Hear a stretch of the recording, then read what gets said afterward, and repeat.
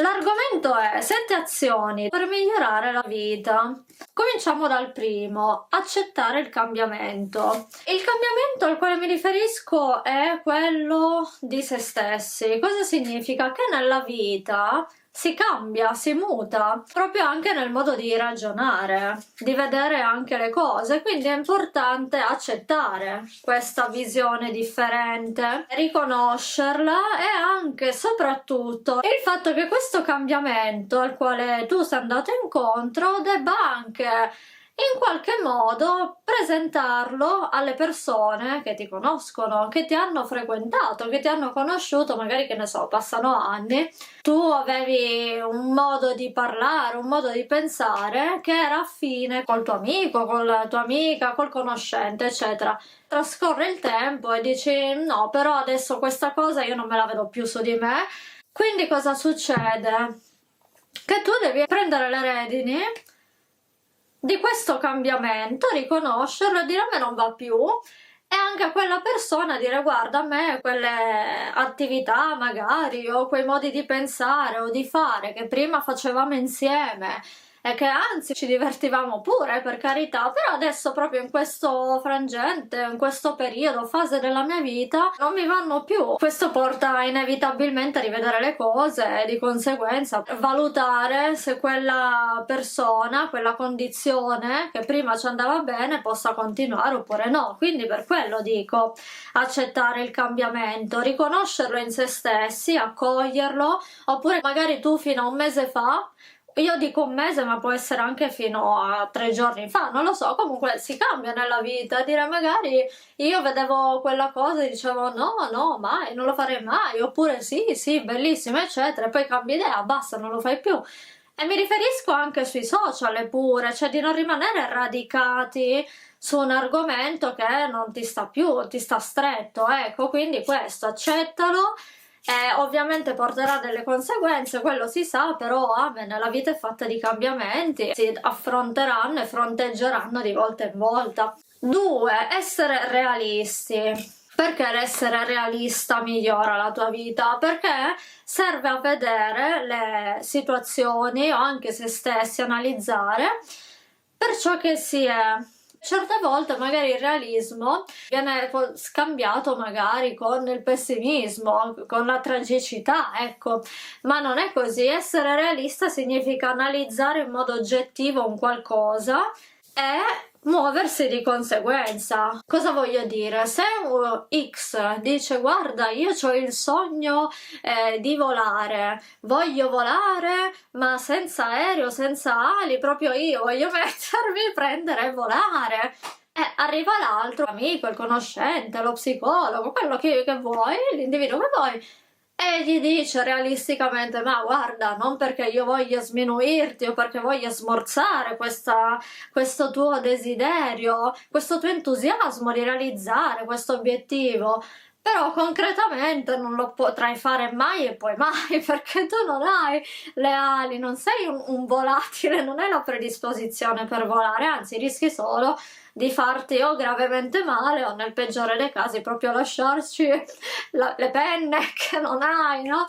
E quindi là sta nell'oggettività dell'altro individuo, essere, per quello dico realista. Se uno è realista, dire guarda, effettivamente riflettendoci hai ragione, è vero, non potrò mai volare, però posso analizzare e dire ma se io ho questo desiderio di volare posso andare su un elicottero, posso effettuare delle attività, paracadutismo, non lo so, comunque fare qualsiasi altra cosa che mi porti dalle altezze elevate rispetto alla consuetudine e vivermi questa sensazione di volo, pur non attuandolo io con le mie braccine nude e crude, cioè, capito? Quindi questo, il realismo serve proprio ad analizzare le cose per quelle che sono.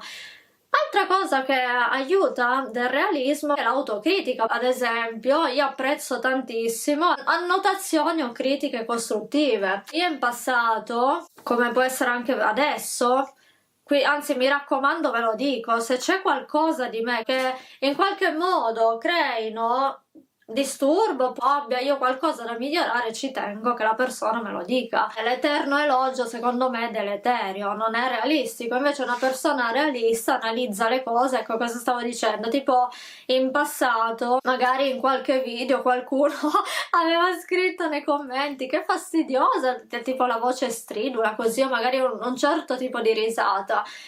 Io sono andata a rivedere il video, analizzo, mi ascolto, dico effettivamente dà fastidio pure a me. Ora cosa voglio dire? Non è che ogni critica, ogni annotazione o rilevanza che ti viene sporta, tu sei un burattino che devi coglierla e modificare. Però analizzi le cose, sempre sul realismo, non è pessimismo. Bisogna anche vedere magari un limite oggettivo nelle cose, come dire un pesce non può scalare una montagna, ma non è perché è pessimista che quello ti dice non ce la farò mai, è ovvio non ce la farai mai perché non hai la predisposizione, quindi dedicati ad altro. Però questo vedere oggettivamente le cose non è che deve fare deprimere, serve solo a imbarcarsi anche nella vita in percorsi che siano anche fruttuosi per te, perché magari uno si, tra virgolette, spacca la testa dietro cose che non ci valgono, che guardandole in modo realistico dici qua è proprio un vicolo cieco, alla fine vado verso il nulla sostanzialmente, mentre invece potevo impiegare quel tempo, quelle risorse, tutti quegli sforzi su qualcosa che effettivamente, concretamente, realisticamente mi poteva dare invece dei frutti. 3. Vabbè, decidere uguale recidere. Questo mi piace tantissimo perché è vero, quando tu attui delle decisioni praticamente stai tagliando fuori, stai recidendo, richiede una scelta netta. Ritornare su un qualcosa che tu hai deciso di tagliare fuori, di recidere, è solo velenoso, è deleterio. Quindi si decide una cosa, si taglia via, amen, punto, finito. Quarto punto, questo è inaspettato. Lamentarsi. E uno dice come lamentarsi migliora la tua vita? Assolutamente sì, perché il lamento è un'esternazione proprio palese, esplicita, che c'è qualcosa che non va. Se l'individuo, una persona si lamenta nella giusta, ora arriviamo, nella giusta misura, vuol dire che ti devi mettere lì, analizzarla e dire perché mi lamento? Perché c'è questo che non va, l'altro non va bene. Quindi serve proprio a mettere in atto azioni perché tu possa cambiare e non lamentarti più. Cambiare richiede sforzo, è una fatica. Se veramente una cosa ti pesa a morte, stai sicuro che la cambi. Se non fai niente, ora lo so che quello che sto dicendo è molto forte, qualcuno non è che tutto dipende da noi, sì, ovvio. Ciò che dico va contestualizzato. Certe situazioni, quindi ritagliando, delineando quello che sto dicendo a determinati contesti, in certe situazioni se l'individuo ne ha veramente i manghi proprio colmi e strabordanti, stai sicuro che cambia. Se non cambi, perché sotto sotto, se non è a livello cosciente, a livello non conscio, ti sta bene così, forse anche ti piace pure. Punto 5. L'egoismo migliora la vita perché è uno scontro di egoismi. Facciamo finta che ci sia una situazione tipo X preferisce ad esempio andare al ristorante specializzato in braciole, grigliate, eccetera eccetera, mentre Y predilige il ristorante dove si attui una cucina sana, perché cuocere alla brace, tra che ti rimane un po' la puzza di fumo così da affumicato, a me non piace, e poi anche le parti bruciate proprio, dico, sull'alimento non fanno bene, quindi onestamente perché uno voglia mangiare l'abbrustolito per scelta è un conto, però non è sano. Ora qua c'è uno scontro di egoismi, si sacrifica Y, quello vuole andare al ristorante, però sinceramente io ci soffro, perché fosse per me, io, Y, non ci andrei mai nel ristorante dove si mangia quel tipo di cibo, no? Quel tipo di menù.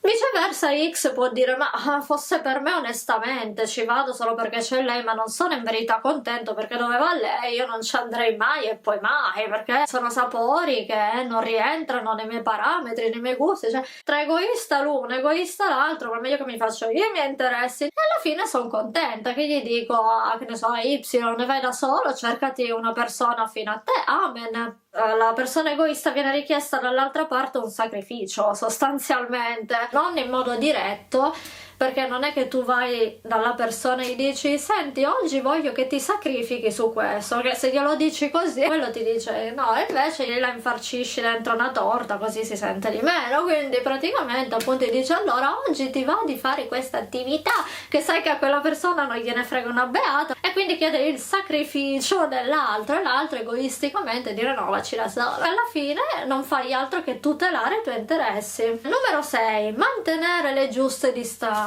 Anche lì un altro punto stupendissimo, perché lì dipende dall'intelligenza dell'individuo.